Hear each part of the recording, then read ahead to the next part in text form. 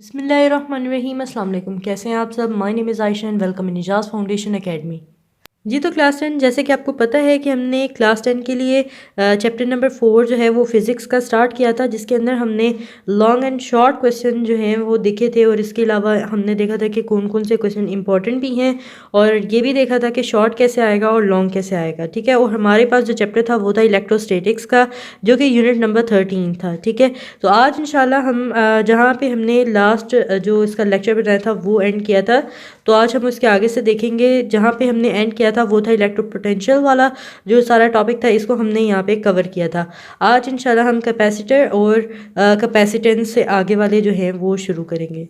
तो क्लास हमारे पास सबसे पहला टॉपिक है आज का, वो है कैपेसिटर एंड कैपेसिटेंस का। इसको आपने क्या कहाँ से याद करना है? सबसे पहले तो यहाँ पे लिखा हुआ है in order to store a charger device which is called capacitor is use. तो ये आपके पास एक कैपेसिटर की डेफिनेशन भी है। आप ये भी लिख सकते हैं device that is use to store a charge is called a capacitor, यानी कि वो डिवाइस जो कि हम चार्ज को स्टोर करने के लिए इस्तेमाल करते हैं, तो वो आपके पास क्या कहलाती है? कैपेसिटर कहलाती है। ठीक है, तो ये आपके पास पहली लाइन में आपके पास कैपेसिटर की डेफिनेशन है।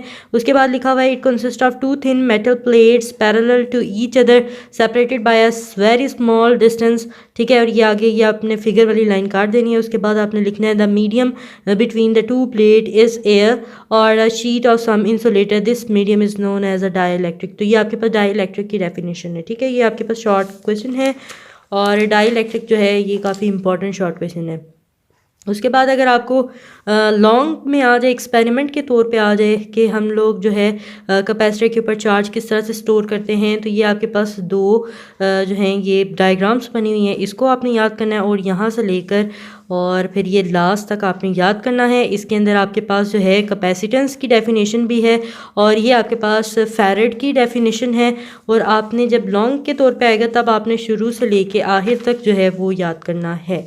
ठीक है, और इसके अलावा यहाँ पे कैपेसिटर शॉर्ट की अगर बात करें तो कैपेसिटर की डेफिनेशन है, उसके बाद डाइलेक्ट्रिक की डेफिनेशन है, और उसके बाद ये फॉर्मूलाज हैं।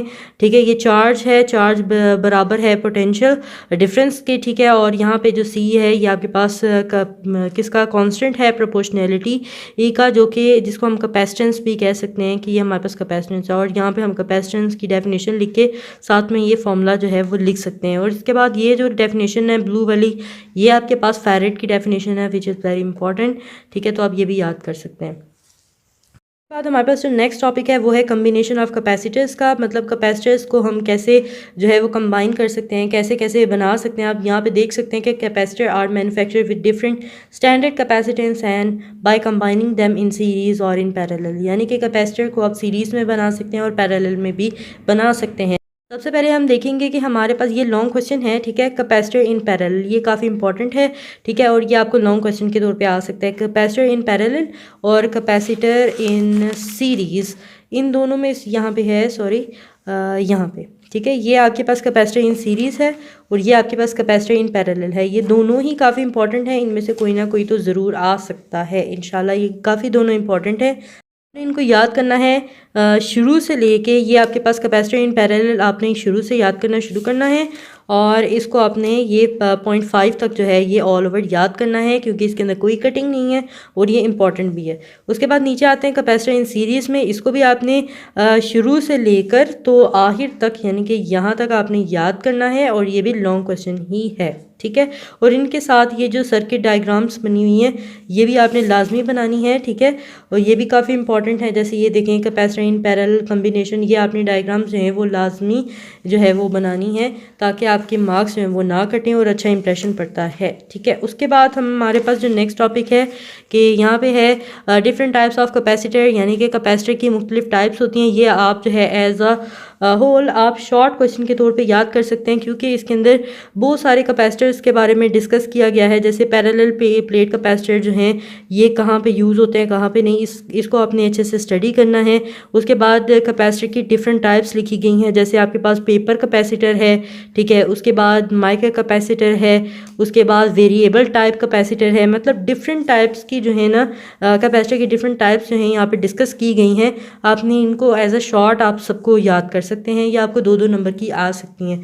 या फिर अगर वो लॉन्ग के तौर पर कहे तो जब आपने शॉर्ट याद किया होगा तो आप नाम लिख के तो आगे से आप उसको डिफ़ाइन कर सकते हैं और ये आपका लॉन्ग क्वेश्चन भी तैयार हो सकता है। वैसे आप इसको शॉर्ट के तौर पे जितने भी अंदर कैपेसिटर्स डिस्कस किए गए हैं आपने इनकी डेफिनेशन अच्छे से याद करनी है। अगर लॉन्ग आ जाए तब भी आप लिख सकते हैं, शॉर्ट आ जाए शॉर्ट भी लिख सकते हैं, ठीक है। उसके बाद यूजेस ऑफ कैपेसिटर कि हम कैपेसिटर को कहाँ कहाँ इस्तेमाल कर सकते हैं, इसको भी आप जो है वो याद कर सकते हैं। तकरीबन ये आपने सारे का सारा ही स्टडी करना है, क्योंकि जब आप इसको सारे का सारा स्टडी करेंगे तो आपको खुद पता चलेगा कि जो कैपेसिटर्स होते हैं वो कहाँ कहाँ इस्तेमाल होते हैं, ठीक है। और ये जैसे यहाँ पे लिखा हुआ है टेबल फ़ैन के अंदर, सीलिंग फ़ैन के अंदर, एग्जॉस्ट फ़ैन के अंदर, डिफरेंट मोटर्स के अंदर, एयर कंडीशनर के अंदर, यानी कि ये डिफरेंट जगह पे हम लोग जो है कैपेसिटर को यूज़ कर सकते हैं। उसके अलावा ये आप देखें high frequency and low frequency को सिग्नल्स को जो है ये सेपरेट करने के लिए इस्तेमाल हो सकता है, यानी कि डिफरेंट तरीके से यहाँ पे लिखे हुए हैं, पॉइंट्स बना के आप लिख सकते हैं, ठीक है, यूजेस ऑफ कैपेसिटर। उसके बाद एप्लीकेशन ऑफ इलेक्ट्रोस्टैटिक्स, यानी कि इलेक्ट्रोस्टैटिक्स को हम कहाँ कहाँ यूज़ कर सकते हैं, इसको भी आपने अच्छे से स्टडी करना है और आप शॉर्ट के तौर पे इसको याद कर सकते हैं या फिर 4 नंबर के लिए आप इनको याद कर सकते हैं। उसके बाद आपके पास है some hazards of the static electricity, ठीक है, ये भी आप जो है शॉर्ट के तौर पे याद कर लें तो ठीक होगा, क्योंकि कभी इसका लॉन्ग तो अभी तक हमने देखा नहीं है, लेकिन आप चाहें तो इसको याद कर सकते हैं शॉर्ट के लिए, चाहे तो लॉन्ग के लिए, ठीक है। तो ये हमारे पास जो चैप्टर नंबर 4 था क्लास 10 का वो कंप्लीट हो गया है। अगर आपने इसकी पार्ट 1 वाली जो है वीडियो वो नहीं देखी तो उसका लिंक भी मैं ऊपर आई बटन में दे दूँगी, आप वहाँ से जाके देख सकते हैं। वीडियो अच्छी लगी है तो वीडियो को लाइक ज़रूर करिएगा, अगर चैनल पे नए हैं तो चैनल को सब्सक्राइब भी कर लीजिएगा। So keep learning, keep sharing, see you next lecture, take care and अल्लाह हाफिज़।